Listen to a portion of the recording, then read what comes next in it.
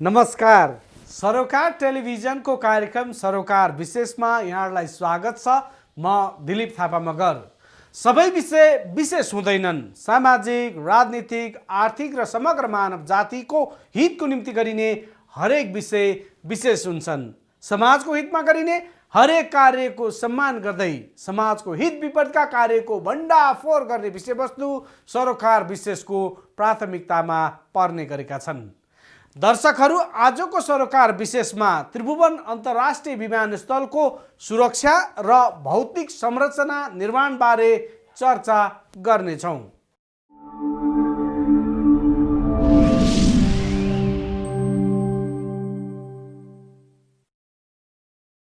कुनै समय हात्ती छिर्ने त्रिभुवन अन्तर्राष्ट्रिय विमानस्थलमा अहिले मुसासम्म पनि छिर्न सक्दैन। पछिल्लो समय विमानस्थलको सुरक्षा मजबुत बनाउन भौतिक संरचना समेत निर्माण गरिएको सम्बन्धित निकायले बताइरहेका छन्। अझ विमानस्थल सुरक्षार्थ प्रहरी युनिट समेत गठन गर्ने तयारी भइरहेको छ।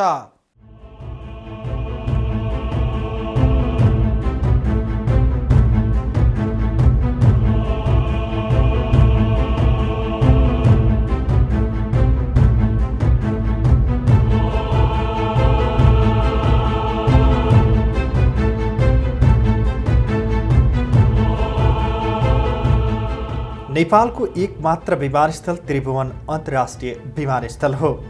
कुनै समय यहाँबाट हवाई जहाज अपहरण गर्ने सुन तस्करहरूले सहजै सुन तस्करी गर्न सक्ने जस्ता हरकत नभएका होइनन्। विमानस्थलको सुरक्षाको सन्दर्भमा विभिन्न प्रश्नहरू उठे पनि पछिल्लो समय एकपछि अर्को विकासमा फड्को मार्दै गएको छ। यो विमानस्थलको सुरक्षा कडा पारिँदै गएको छ। यहाँ भौतिक संरचनाहरू समेत व्यापक रूपमा निर्माण भइरहेका छन्। आजभोलि विमानस्थलमा जाने जो कोही विमानस्थलको विकासमा मोहित हुने गरेका छन्।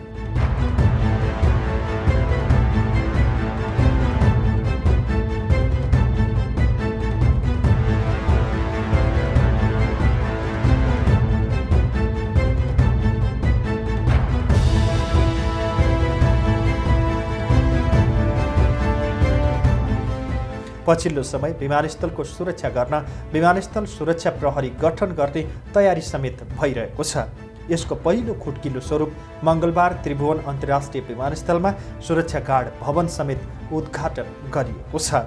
भवनको उद्घाटन संस्कृति पर्यटन तथा नागरिक उड्डयन मन्त्री योगेश भट्टराईले गरेका हुन्। भवनको उद्घाटन गर्दै संस्कृति पर्यटन तथा नागरिक उड्डयन मन्त्री योगेश भट्टराईले देशभरको विमानस्थलको सुरक्षाका लागि विमानस्थल सुरक्षा प्रहरी गठन गर्ने विषयमा छलफल भइरहेको बताए।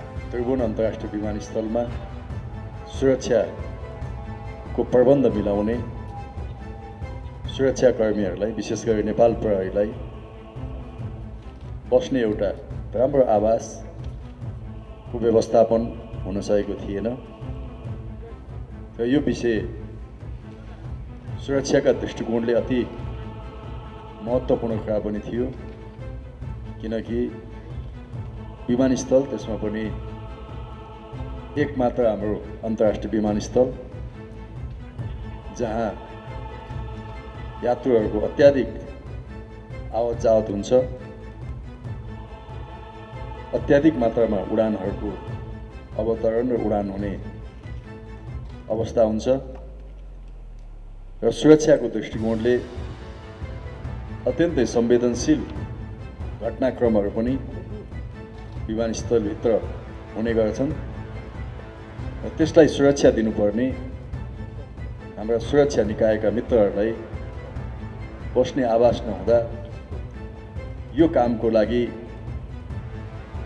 विभिन्न ढङ्गले यो काम प्रभावित हुँदै आएको सन्दर्भमा यो बिल्डिङ, यो भवन जुन आज निर्माण कार्य सम्पन्न भएको छ, म सबभन्दा पहिले नेपाल नागरिक उड्डयन प्राधिकरणका महानिर्देशकज्यू, त्यस्तै त्रिभुवन अन्तर्राष्ट्रिय विमानस्थलका प्रबन्धक, महाप्रबन्धक र सबै कर्मचारी साथीहरू जसले यो भवन निर्माणको निम्ति नेतृत्व प्रदान गर्नुभयो र यो भवन निर्माण गर्ने सोच अगाडि ल्याउनुभयो, उहाँहरू सबैलाई म धन्यवाद दिन चाहन्छु। त्यसभन्दा पनि बढी खुसीको विषय आज विशेष गरी हाम्रो नेपाल प्रहरीका सुरक्षाकर्मी साथीहरूको लागि छ। यति संवेदनशील ठाउँमा सुरक्षा दिइरहँदा बस्ने आवासहरूको अभावले तपाईहरूलाई जुन कठिनाई भएको थियो, अब त्यो कठिनाई समाप्त भएको छ। त्यस अर्थमा म सम्पूर्ण सुरक्षाकर्मी साथीहरूलाई आजको दिनमा विशेष बधाई र शुभकामना भन्न चाहन्छु। तपाईहरूको लागि एउटा सुविधा सम्पन्न आवास गृह बनेको छ। ड्युटी सकेर आएपछि अवश्य पनि एउटा निकै थकाइको अवस्था हुन्छ, मानसिक तनावको अवस्था हुन्छ। त्यस्तो बेलामा राम्रोसितले आराम गर्न पाइएन भने फेरि गर्नुपर्ने ड्युटीमा त्यसको प्रतिकूल असर पर्छ। त्यसकारण काम गर्ने मानिसहरूको लागि बस्ने आवास र खाने व्यवस्थापन राम्रोसितले गर्नुपर्छ र उहाँहरूलाई त्यस विषयमा कुनै मानसिक तनावको स्थिति आउनु हुँदैन। मलाई लाग्छ कि अब यसबाट यहाँहरूलाई त्यो सुविधाहरू प्राप्त भएका छन् र तपाईँहरूको आगामी बसाइ यसमा सुखद हुनेछ र यसबाट यहाँहरूको आफ्नो जिम्मेवारीलाई वहन गर्ने क्षमता, सक्रियता, लगनशीलता, थप विकास हुनेछ भन्ने विश्वास म लिन चाहन्छु। र यस सन्दर्भमा यो भवन निर्माणमा लाग्नुहुने निर्माण व्यवसायीलाई र उहाँको टिमलाई पनि म धन्यवाद दिन चाहन्छु। विमानस्थल सुरक्षा प्रहरी नाम दिएको छुट्टै सुरक्षा युनिट गठनका लागि आफूले सुरक्षा अङ्गहरू र सम्बन्धित मन्त्रालयसँग छलफल थालेको बताउँदै विमानस्थलको सुरक्षा संवेदनशीलतालाई हेरेर भए पनि छुट्टै सुरक्षा युनिट स्थापना गर्नुपर्नेमा मन्त्री भट्टराईले जोड दिए। उनले अन्तर्राष्ट्रिय आपराधिक क्रियाकलाप र त्यसमा संलग्न सङ्गठनहरूसँग नजिक भएका व्यक्तिहरू समेत विमानस्थलबाट आउजाउ गर्ने सम्भावना भएकाले विशिष्टीकृत तालिम प्राप्त सुरक्षा युनिटको आवश्यकता पर्ने बताए। विमानस्थलको सुरक्षा एउटा संवेदनशील विषय हो। त्यसमा पनि अन्तर्राष्ट्रिय विमानस्थल त्यति नै महत्त्वपूर्ण र संवेदनशील ठाउँ हो जहाँ अध्यागमन कार्यालयहरू हुन्छन्, जहाँ भन्सारका कार्यालयहरू हुन्छन्, कार्गो अफिसहरू हुन्छन्, अरू विमानस्थलसँग सम्बन्धित थुप्रै अफिसहरू हुन्छन् र त्यहाँ राम्रो मात्रै गतिविधिले अथवा राम्रो मात्रै नियतले मानिसहरू आउने जाने गर्दैन। केही मानिसहरू नियतवश गलत क्रियाकलाप र गलत काममा संलग्न हुने सम्भावना हुन्छ। उनीहरू कतिपय अन्तर्राष्ट्रिय आपराधिक क्रियाकलापहरूसँग र त्यस्ता सङ्गठनहरूसँग समेत नजिक भएका र त्यस्तासँग सहकार्य गर्ने व्यक्तिहरू पनि विमानस्थलको बाटो हुँदै आवत जावत गर्ने त्यो सम्भावना रहन्छ।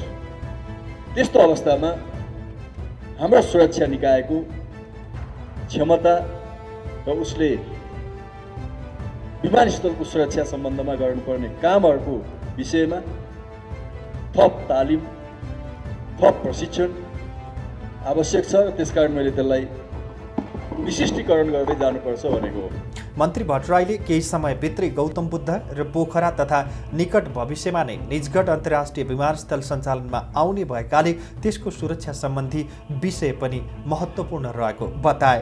क्रमशः अन्तर्राष्ट्रिय विमानस्थलको सङ्ख्या थपिँदैछ। अहिले एउटा मात्रै त्रिभुवन अन्तर्राष्ट्रिय विमानस्थल छ। अब केही समयपछि नै गौतम बुद्ध र पोखरा अन्तर्राष्ट्रिय विमानस्थल सञ्चालनमा आउँछ।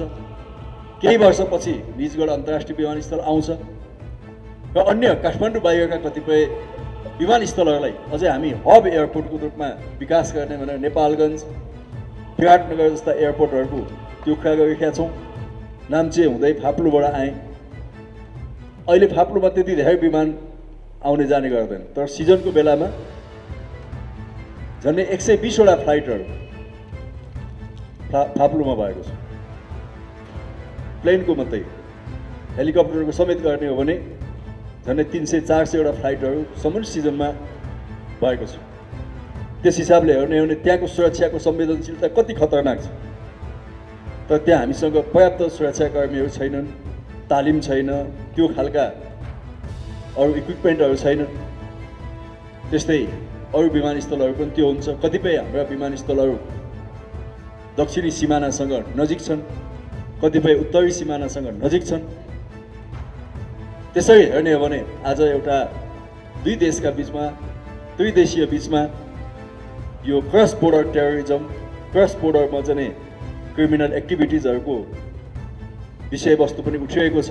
हाम्रा द्विपक्षीय त्रिपक्षीय वार्ताहरूमा ह्युमन ट्राफिकिङको कुराहरू उठिरहेका छन्। लागु औषधको ओसार पसारका कुराहरू विमानस्थलबाट हुने कुराहरू उठिरहेका छन्।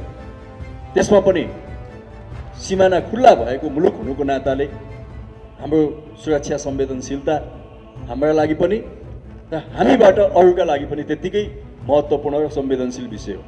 नेपाल नागरिक उड्डयन प्राधिकरणका महानिर्देशक राजन पोखरेलले त्रिभुवन विमानस्थलको विकास र स्तर उन्नतिको कार्य तीव्र ढङ्गले अघि बढिरहेको जानकारी दिए। उनले विमानस्थलमा नयाँ भौतिक संरचना निर्माण भएको बताए।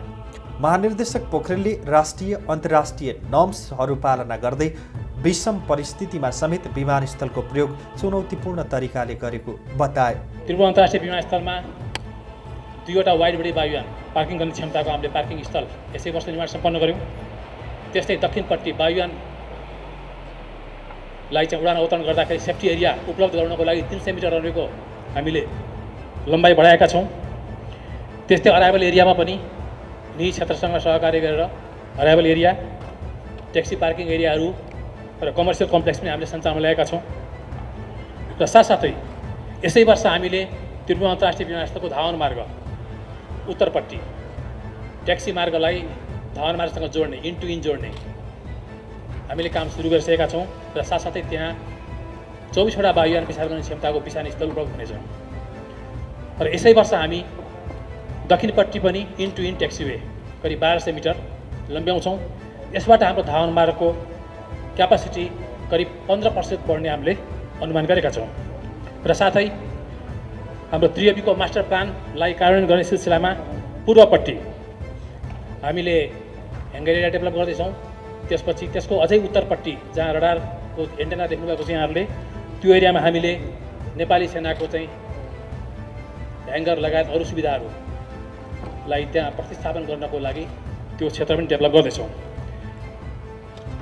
र टिआईको मास्टर प्लान त्यसपछि बाँकी रहने काम भनेको हाम्रो टिआईको नयाँ टर्मिनल बिल्डिङ हो। त्यसको लागि हामीले मास्टर प्लानलाई रिभ्यू गरेका छौँ र सम्भवतः छिटै नै यसको प्रतिवेदन प्राप्त हुनेछ र हामी यसलाई चाहिँ उच्च तहबाट स्वीकृत गराएर कार्यान्वयनमा जानेछौँ।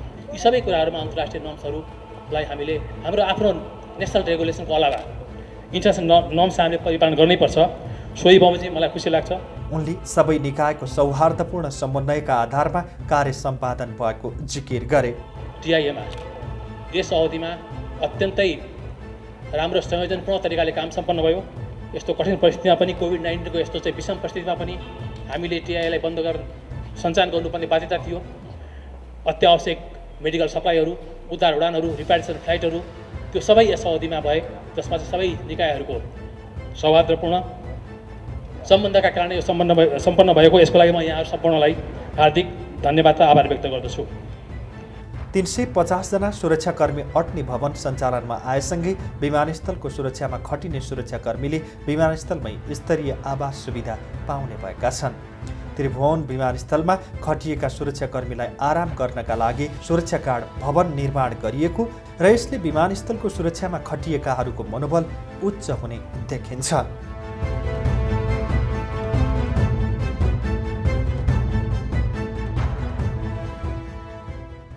दर्शकहरू, आज हामीले सरोकार विशेषमा त्रिभुवन अन्तर्राष्ट्रिय विमानस्थलको सुरक्षा र भौतिक संरचना निर्माणबारे तयार पारिएको सरोकार विशेष प्रस्तुत गर्यौं। कार्यक्रम सरोकार विशेषमा हामी समाजका तीता मिठा यथार्थबारे जानकारी दिन उपस्थित हुने गर्छौं। आजलाई कार्यक्रम सरोकार विशेष यति नै। सम्पूर्ण युनिटलाई बिदा दिनुहोस्। हेर्दै गर्नुहोला सरोकार टेलिभिजन।